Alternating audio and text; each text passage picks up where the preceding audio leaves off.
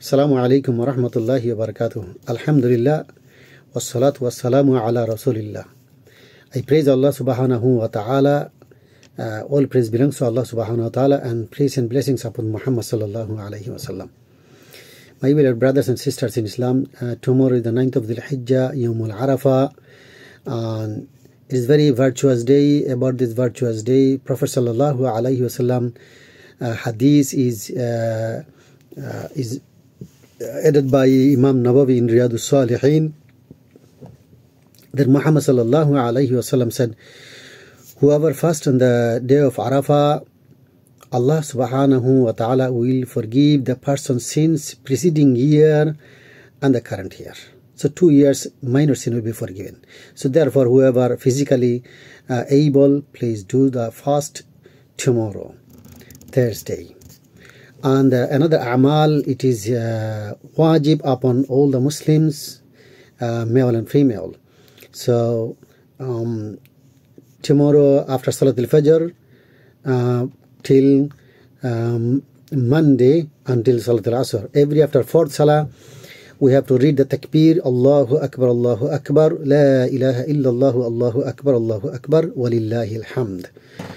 This is a takbir we have to read out loud as a male, and a female read quietly.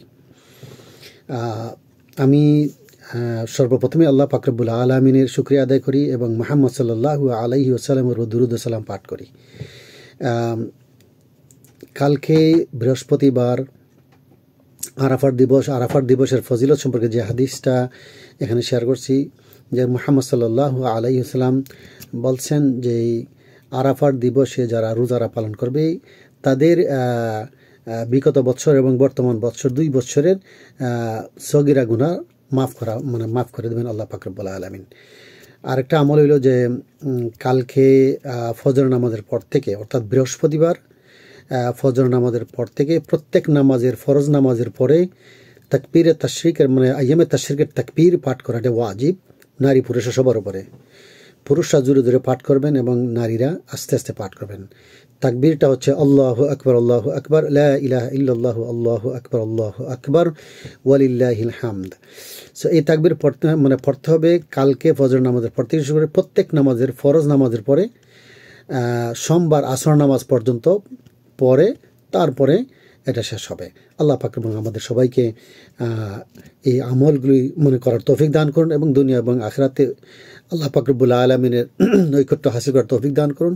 আল্লাহ পাক রব্বুল আমাদের সবার উপরে সন্তুষ্ট হয়ে যান। আল্লাহ পাক রব্বুল আমাদের সবাইকে কবুল করুন। আমিন। আসসালামু আলাইকুম ওয়া রাহমাতুল্লাহি ওয়া বারাকাতুহু।